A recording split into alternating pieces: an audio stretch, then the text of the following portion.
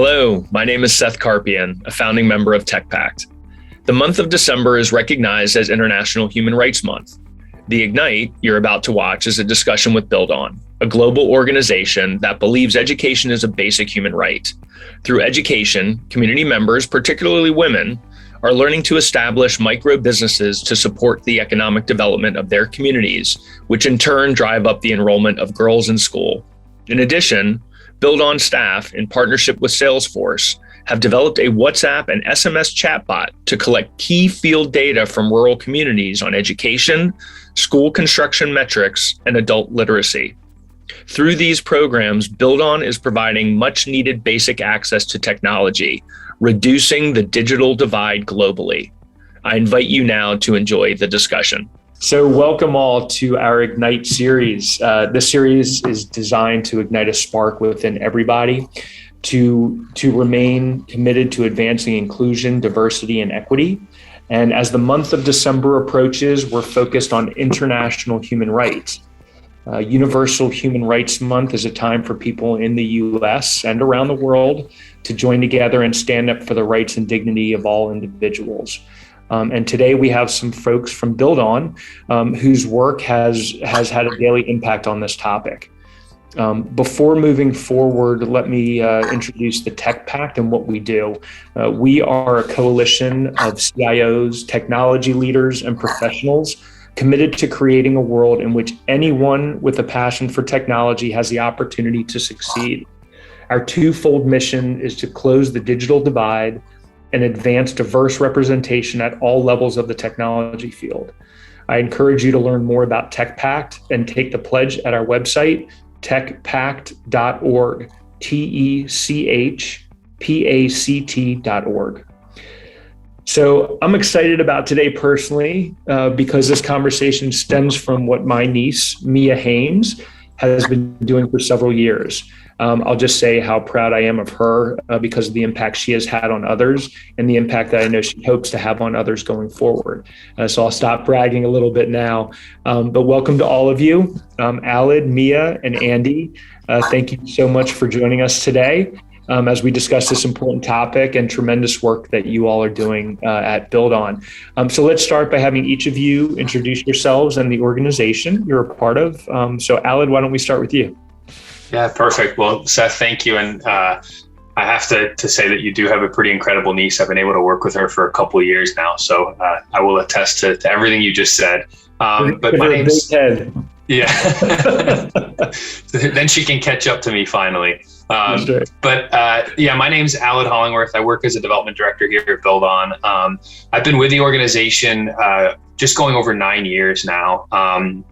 And really for us as an organization, our mission is to break the cycle of poverty, illiteracy, and low expectations through service and education. And we do that in two ways. One is that we work here in the United States with underserved youth to get involved in their communities to create change through service learning.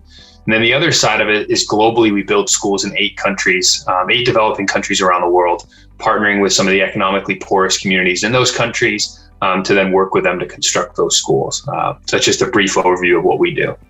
That's great. And Mia, why don't you talk a little bit about how you got involved and also add anything more that you want to add about BuildOn? Sure. I joined BuildOn. I was a sophomore in high school, and one of my friends just was like, "Hey, do you want to go to Haiti?" And I was like, "Sure, why not?" And I didn't really know that much about it. But then after I went to Haiti and went on track, built the school, it really opened my eyes to the organization, and I started learning all about it. And I love the fact that BuildOn is not a charity, it's a movement. They don't just go like give money to communities, give money to people. They partner with them to help provide an education in a way that's sustainable and beneficial to all parties. And so then the next year in 2019, I built a school in Malawi, and I was supposed to build one in Nepal in 2020, but obviously because of the pandemic, that did not happen. But thankfully, the school was still built in Nepal. Yeah, that's wonderful. And that's a great point, Mia. You know, the idea that it's an actionable organization, which is fantastic. And a lot of what TechPact does with the organizations we work with. So that's great. A great point, Mia.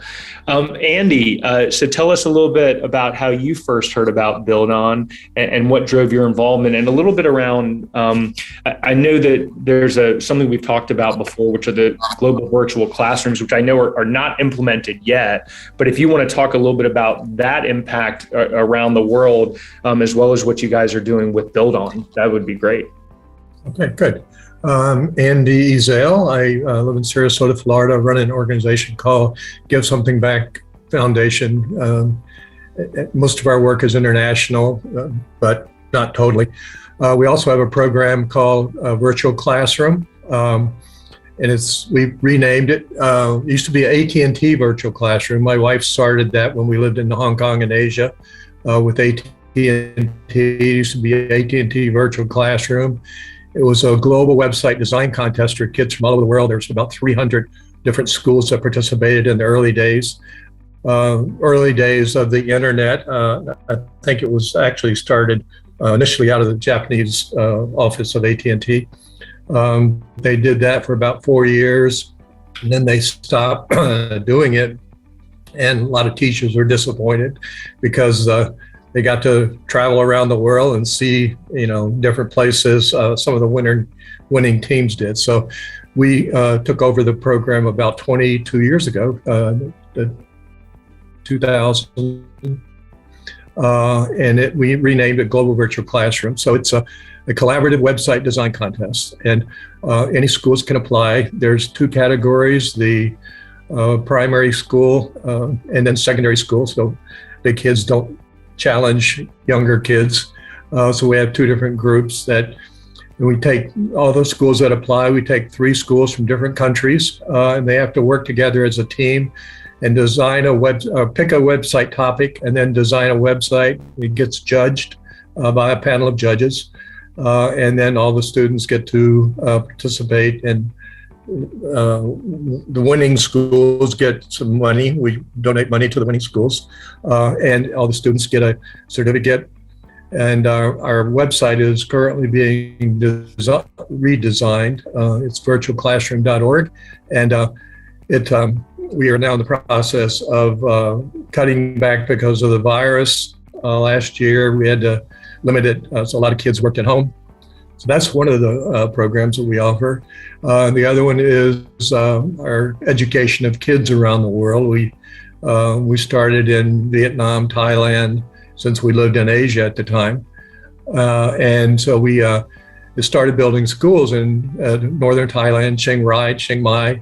And then when we came back to the U.S., we started sponsoring school buildings, building of schools. So I heard about what the Pineview School was doing, and we decided to partner with them. That's where I met Mia the first time. So there was the first school they were going to build. It was in Haiti. And so they had no experience and were struggling and kept saying, well, how do we raise money? How do we raise money? I said, go to your parents and ask them if they have any aunts and uncles, Andy, right? Employers for funds. And so anyway, we decided to challenge the class to build a school. We'll pay half the monies they were able to raise, and they had to raise the other half. So that's kind of how we got involved with BuildOn. And with Mia in particular. Yeah, that's great. That is really neat. And I guess Pineview, being the school that Mia went to, worked in conjunction with BuildOn to do that. Is that right? How did that partnership come about, Alad? Yeah, great question. So you're exactly right in saying that the way that one of the ways that BuildOn fundraises to build our schools is that we historically had our students that were part of our service learning programs travel globally. And we just noticed that it was like an incredible experience for young people to go and live and immerse themselves with communities globally to really understand and learn from the community, right? It's not us bringing our mentality and our mindset to them, but rather them teaching us while we're there. And so we expanded that to what we call community teams, which Pineview is one of those community teams. And as Mia said, we're a movement, right? So it's a matter of there was someone else in Sarasota who had found out about our work, had fundraised with a group of friends to go to build a school in Haiti, and was good friends with Mia's teacher, Summer Grantham, at Pineview. And that's kind of how that conversation started. And then the students began to kind of grow and work to build schools. And so Pineview so far has funded 3 schools with us. Obviously working very closely with Give Something Back. So talk a little bit, Mia, if you could, about the topic of the digital divide. Talk to us a little bit about how BuildOn is working to bridge that gap there. Sure. I think Aled can answer a lot of that question also, but I'll talk just, BuildOn doesn't necessarily work with like bringing computers or anything like that to their schools because there is such a big educational divide to start with. But their thinking is that if they get education in these communities and get a lot of people educated, then eventually they'll be able to incorporate computers and digital things like that. So I guess I'll share a story. So before building a school anywhere, members of the community have to sign an agreement with BuildOn, which basically says they'll help build the school, they'll send boys and girls equal numbers, like things like that, basically. And if someone is illiterate, they have to sign this document with a thumbprint. And so when I went to Haiti in 2018, I noticed so many thumbprints. So when I got home, I did some research and I learned that 1 in 5 adults around the world cannot read or write. I talked to Aled and I became focused on BuildOn's adult literacy program. And this program teaches participants how to read, write, and do basic math while also applying it to health, agriculture, and relevant life skills. And then after learning these skills, BuildOn implements income-generating activities based on community resources and what the adults want to learn. So some examples would be dry season gardening, animal husbandry, and textile production. When I went to Trek in Malawi, which is a southeastern African country, I saw a few people who had phones, which was kind of confusing. Didn't make sense. You know, this community didn't even have like a school. They weren't being educated, but some adults like still had phones. But I started thinking, you know, with the adult literacy program, those adults can eventually become educated and then use their phones for good in the community or like learn how to go to the city and use their phones for other things.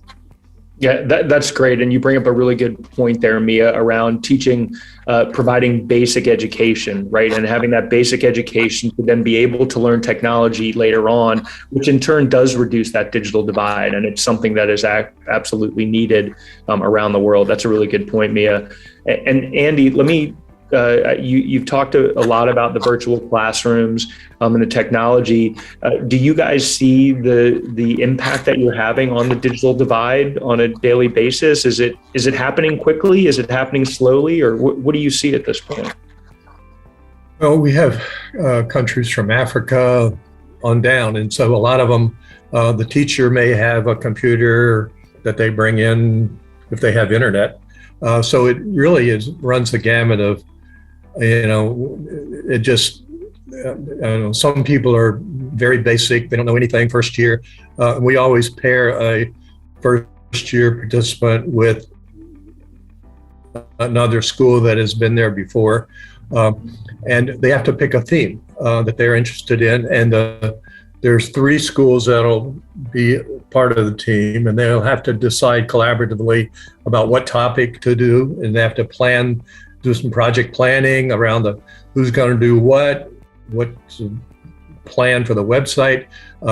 Some kids work at home to do it. They bring it in. In fact, one of our schools that has been participating for the last 7 or 8 years is in Herat, Afghanistan. It's a girls' school, and they've been calling us. They were worried about life and death issues, the teacher particularly. She was trying to get out of the country because girls don't get educated there. Mm-hmm. And so we are, almost every country has participated in the program at some time.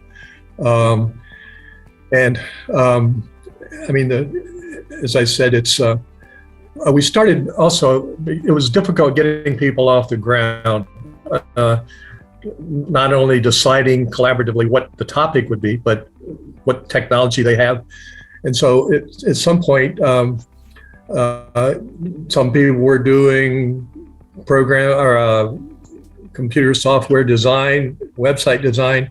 So a lot of schools didn't have that capability. So we sort of standardized on Google Sites as a kind of a foundation, so that people could start with that. At least it gives us some templates to do some of their work. But it's really exciting to hear. We have been recording comments from teachers and students and putting them on our website for the last 20 years. So unfortunately, the website's not up yet. We're still in the process of redesigning it, but that's great though. I mean, it does remarkable. It does sound like you're having that impact worldwide on the digital divide, which is so important, which kind of brings me to the next question. And I know, Aled, you and I have discussed this a little bit before. And while December, again, as I mentioned before, is Universal Human Rights Month. And Aled, you and I had a conversation previously about what is the impact that BuildOn has to human rights. And I think it's fantastic how you told me what you guys are doing around that. If you can touch on that a little bit. Yeah, definitely. And I think similar to the digital divide conversation is just that access in the developing world is limited, right? And there's a lot of people that are getting left behind is the reality of it. So when you look at the digital divide globally, just to touch on that, like access to basic electricity and running water is something like, if you look at Maslow's hierarchy of needs, if we're not meeting some of those basic needs, it's tough to meet things higher up on that totem pole. And then here in the US, I know we probably talked about it already, but just the reality of like what's happened with COVID and the pandemic and access to connectivity and develop, in kind of inner cities or underserved communities, the strain that the pandemic and the lockdowns and shutdowns have had on families that are requiring parents to maybe go work 2-3 jobs, and who's going to take care of their kids that were normally at school. And that's something we're seeing here. But as you go in and talk about the universal human rights piece, I mean, we at BuildOn, we believe that education is a basic human right.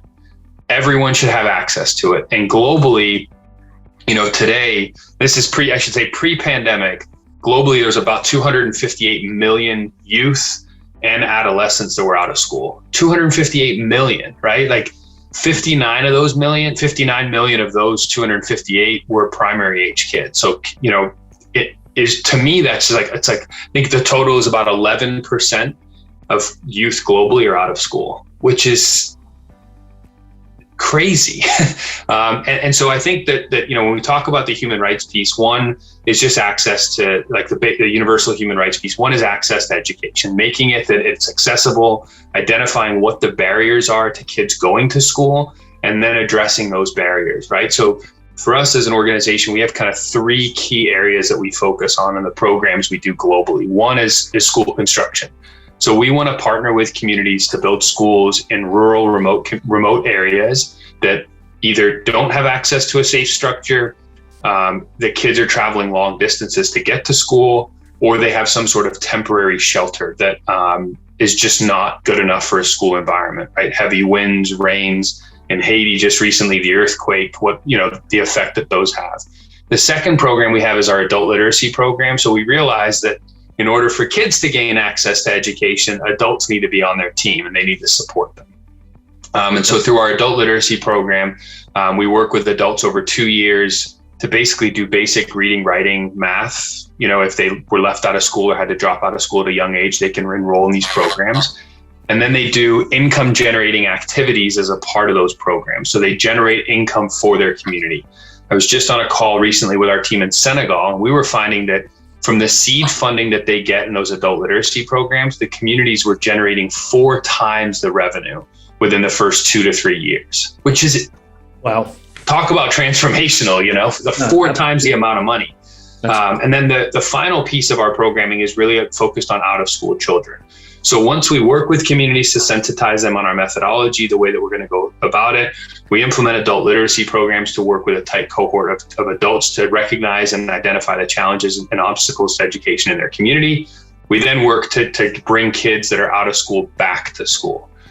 So over the next 6 years, our goal is to bring back 160,000 out of school children in the 8 countries that we build our schools in.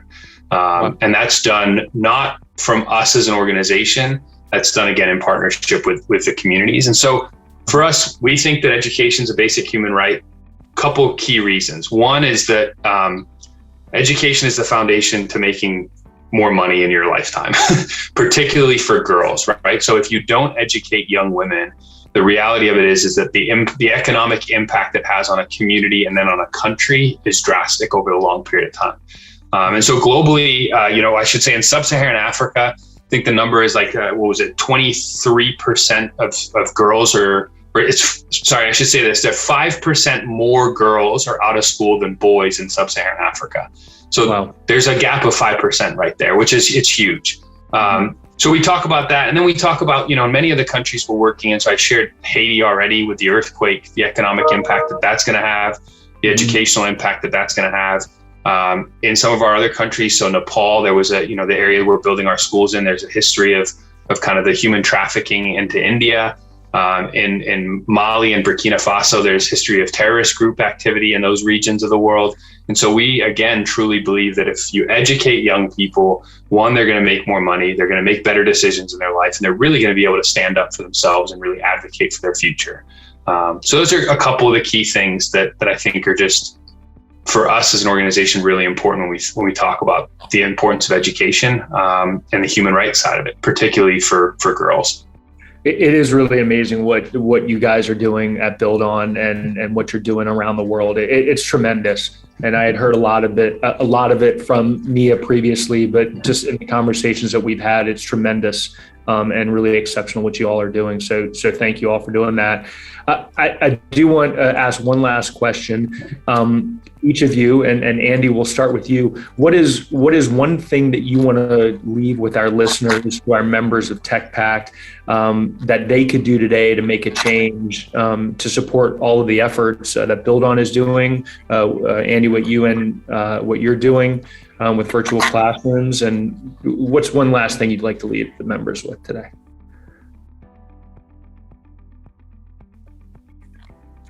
Oh, you're on mute, Andy. I didn't hear a lot of the question. What is one thing that you want people to know that they could do to make a change today, in your mind? Globally, I'm assuming, educate girls. I agree with what we were talking about earlier, but that's one of the more critical needs, particularly with technology education. And just, we also sponsor the education of poor kids around the world. Like in Vietnam, we sponsor 200 kids a year, the very poorest of the group. And even sometimes they're handicapped. My sister is deaf, and I'm particularly interested in handicap education around the world. So provide education is any way you could do it. It's critical. Great. Thanks, Andy. Mia, what about you? What's one thing you want to leave with everybody? I guess just if anyone's thinking about, joining BuildOn or building a school with them, just to stay motivated. I know for my group, it was kind of a slow, long process at first, and people kind of were hesitant about raising that much money, nervous about it, everything. But, we obviously pushed through, built 3 schools now, and seeing hundreds of students being educated in something that we help do is extremely worth it. That's great. Thanks, Mia. And Alan, we'll with your statement also at the end, if you could tell people how to get involved with BuildOn as well, that'd be great. Okay. Yeah. So Seth, you're asking a fundraiser here, so be conscious of what you say, right? So aside, with that aside, I think one piece I want to just say to kind of piggyback off of what's been happening over the last 18 months and what's going to continue to happen in the global context around the COVID pandemic is that right now the projections are that about 11 million more girls will not return to school post-COVID. Wow. I can't, if we had 11 million girls affected like that in one country, it would be drastic, right? And I think that that's just something for us all to that number really sits heavily with me. So when you ask the question about ways for people to get involved or what people can do, what's my piece of advice is, my biggest piece of advice is do something, find something you're passionate about and go and do it, right? For me, that's been focused on education globally. And so I think a key piece on my end is that, like, for us as an organization, we can partner with communities and build our schools for on average $32,000, which will educate hundreds of kids to come. And, you know, we did just receive our largest grant in our history this year for 6 years, which is great, but it's a co-funding model. So our goal is we want to build 1,900 schools in rural communities around the world over the next 6 years. And bring back 160,000 out of school children in those 6 years. We know we can do more than that, but that's the baseline that we need to hit in the next 6 years. So we'd love people to join. We'd love people, as Mia said, we'd love people to join the movement, to come and join us in ending that cycle of poverty and illiteracy for a lot of people globally, or get connected here in the States. And so if people are interested, obviously you can visit our website, buildon.org, or you can get in touch with me directly via whatever's out there, LinkedIn. My name's Aled Hollingworth, or if you want to send me an email, aled.hollingworth@buildon.org. And we would love to open up the conversation to see how we could really look to partner, to see more opportunities to bring kids back to school globally, or to create change in 6 of the cities that we work in here in the United States, which I didn't touch on much today, but absolutely would love and welcome that conversation. Great. Well, listen, all of you, thank you so much for getting on, talking about BuildOn, talking about the impact that you're having globally around the digital divide and with human rights around the world as well. It really is inspiring seeing an actionable organization out there doing these types of things. So thank you all very much. As a reminder to all our members and those who are not members listening to this, go to techpact.org, take the pledge, tell others about it, and take action. The best way to do that, we talk about at TechPact, we talk about +1 is the best way to make an immediate impact. And what we mean by that is tell one person, encourage one person, mentor one person, coach one person, bring one person on who may not have the opportunity to learn about technology within your organization. And lastly, I'll say go to buildon.org as well and see all the things that they're doing. It's a tremendous organization and really making an impact around the world. Mia, Andy, Aled, thank you all very much. Really appreciate all your time. Yep. And we'll talk soon.